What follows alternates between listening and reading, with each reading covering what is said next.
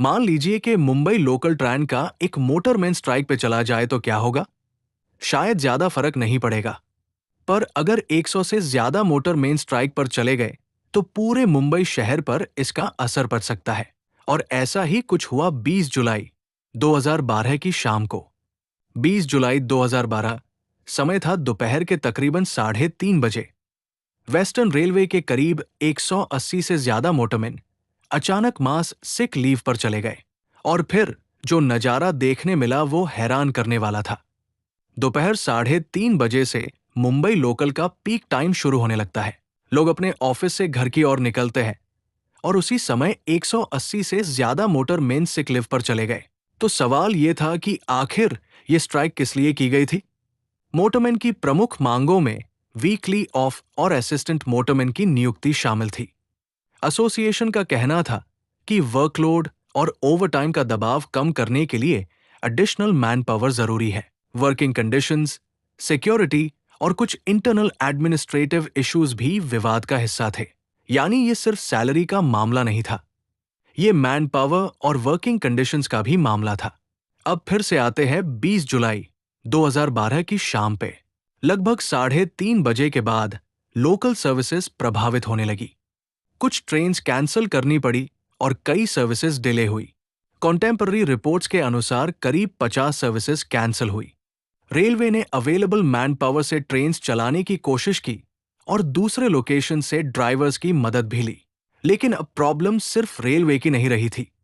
जिन passengers को local नहीं मिली, उन्होंने बेस्ट बसेस, टैक्सीज, ऑटोज और प्राइवेट व्हीकल्स का सहारा लेना शुरू किया।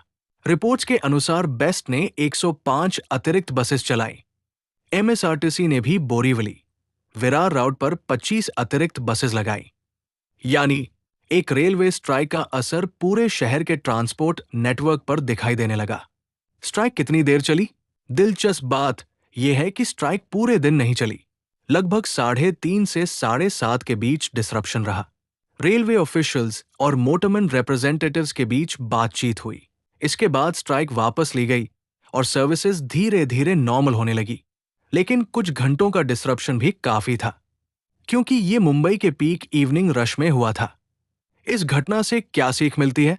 20 जुलाई 2012 की घटना सिर्फ एक एम्प्लॉय स्ट्राइक की कहानी नहीं है। ये बताती है कि मुंबई लोकल कितना इंटरकनेक्टेड सिस्टम है।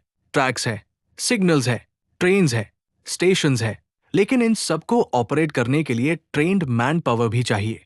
अगर सिस्टम के किसी क्रिटिकल हिस्से में अचानक डिसरप्शन हो जाए तो उसका असर सिर्फ रेलवे तक सीमित नहीं रहता, वो पैसेंजर्स तक पहुंचता है, फिर बसेस तक, फिर रोड्स और ट्रैफिक तक, और आखिरकार पूरे शहर की डेली लाइफ तक। इसलिए मुंबई लोकल सिर्फ एक रेलवे सर्विस नहीं है, ये मुंबई की इकोनॉमी और रोजमर्रा की जिंदगी का क्रिटिकल हिस्सा है।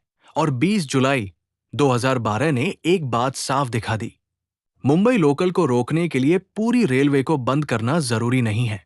कभी कभी सिस्टम के सिर्फ एक क्रिटिकल हिस्से में डिसरप्शन पूरे शहर को महसूस हो सकता है।